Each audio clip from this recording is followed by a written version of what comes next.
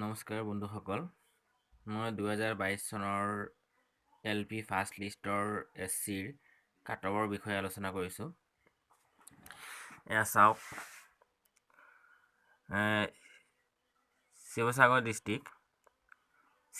ডিষ্ট্ৰিক্টত আপোনাৰ পোষ্ট আছিলে টোটেল SCৰ কাৰণে 51, আৰু ইয়াতে হায়েষ্ট কাটঅফ গৈছে আপোনাৰ চাওক ইয়াতে 217.033 আৰু লয়েষ্ট গৈছে 207। তাৰপিছত আহিল আমাৰ ধেমাজি ডিষ্ট্ৰিক্টত চাওক 16টা আছিলে SCৰ কাৰণে। ধেমাজি ডিষ্ট্ৰিক্টতে তাতে আপোনাৰ 210 হায়েষ্ট আৰু লয়েষ্ট গৈছে কিমান 199। তাৰপিছত চাওক ইয়াতে শোণিতপুৰত আছে আপোনাৰ 221টা পোষ্ট আছিলে। তাতে আপোনাৰ কাটঅফ আহিছে, হায়েষ্ট আহিছে 221 আৰু লয়েষ্টত গৈছে 208।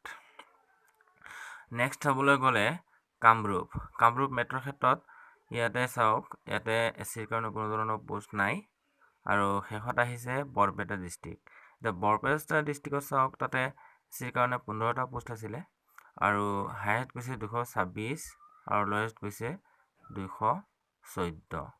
তাৰপিছত আহিল আমাৰ বঙাইগাঁও ডিষ্ট্ৰিক্টত আছিল 15টা পোষ্ট, তাতে 224 হায়েষ্ট, লয়েষ্ট হৈছে 211।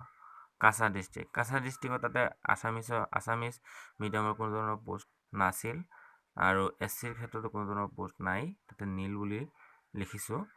আৰু তাৰপিছত আহিলে গোৱালপাৰাতো তাতে চাব পাৰে এনেকুৱা আহিছে। তাৰপিছত আপোনাৰ এইফালে আহক গোলাঘাটত চাবলৈ গ'লে এইখিনি এনেকুৱা ধৰণৰ আহিছে।